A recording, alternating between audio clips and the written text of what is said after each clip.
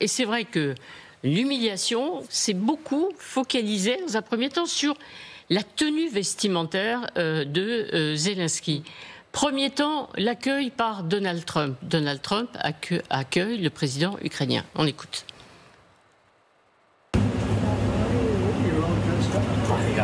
Ready close? How are you? Ready shut? He's all dressed up today.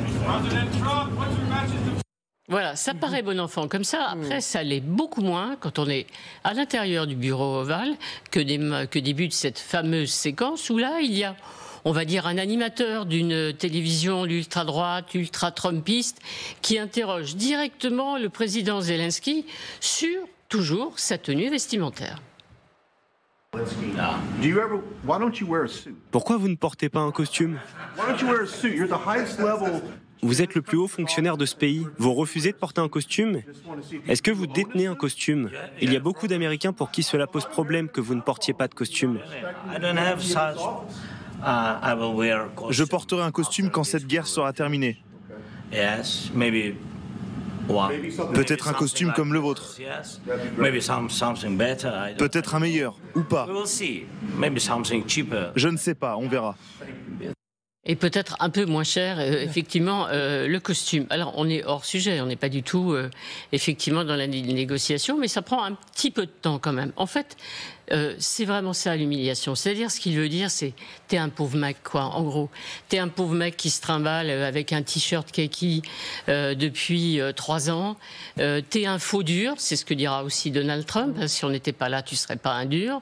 T'as pas de fric, t'es un minable. Voilà, c'est ça que ça veut dire, en fait, cette interpellation sur la tenue vestimentaire. Alors, celui qui interpelle... J'enlève le mot journaliste. Je veux dire que c'est un commentateur, donc encore une fois, d'une chaîne d'ultra-droite, ultra-trumpiste. C'est bien évident, qui pose bien entendu sa question, accrédité. Il a le droit, lui, d'assister, contrairement à d'autres journalistes, à ce rendez-vous dans le bureau ovale. AP et Reuters. Voilà. Et alors, Brian Glenn, c'est son nom, je voudrais le rassurer. Regardez, il avait effectivement, il doit avoir toujours des costumes, le président ukrainien. Là, on le voit à Paris, on est en 2019.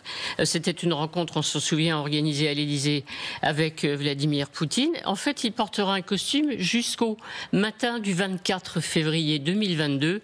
C'est la première intervention qu'il fait. Il annonce, on est à l'aube, l'attaque russe contre son pays.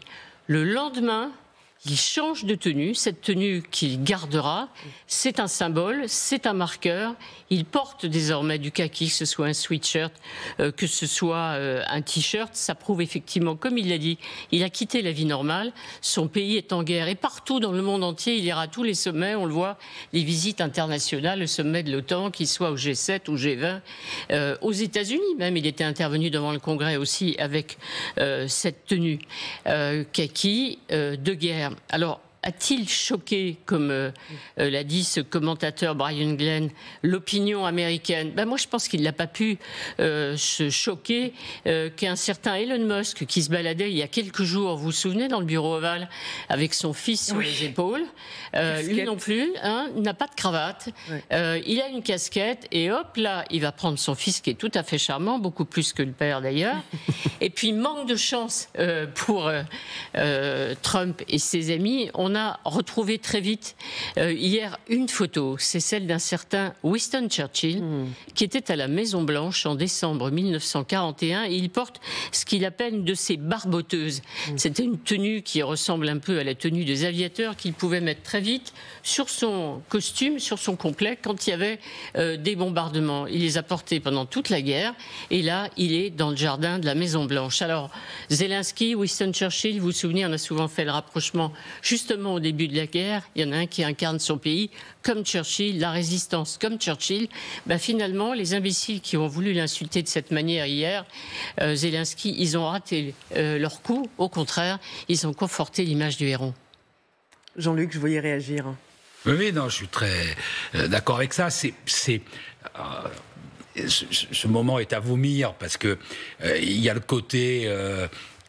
il y a là un combattant, il y a là un homme qu'on aime ou qu'on n'aime pas, mais en tout cas qui qui représente un peuple avec du courage, qui vit une partie de sa vie sous les bombes, et il y a une espèce de crétin de journaliste aux ordres qui vient lui dire t'es un pauvre gars, t'as pas de quoi t'acheter un costume. Il y a un truc qui est sûr, c'est que Zelensky n'a pas besoin de s'acheter une conscience, le journaliste devrait essayer de faire des économies pour y parvenir. David. Oui, bravo Arlette, très bien vu. C'était un traquenard et qui a commencé sur le thème vestimentaire. C'est pas la première fois. Souvenez-vous que avec Emmanuel Macron, il y avait eu un épisode un peu similaire, moins humiliant bien sûr, mais où il avait un petit peu épousté son costume avec des pellicules en disant t'es sympa, t'es un petit jeune, j'arrange un peu ta tenue. En réalité, ça démontre finalement toute la brutalité politique de l'homme d'affaires devenu président. Vous savez, c'est un classique. Les grands capitalistes, avec une forme de brutalité, sont souvent dans la négociation, dans les contrats, tapent très fort pour instabiliser, déstabiliser l'adversaire pour ensuite parvenir à leur fin. Là, on est tout à fait là-dedans. Et effectivement, c'est tout à fait hors de propos. Vous l'avez dit, c'est un résistant qui a choisi cette communication vestimentaire, comme vous l'avez rappelé, Arlette, pour marquer les esprits. Et je crois que c'est tout à fait déplacé de l'attaquer là-dessus.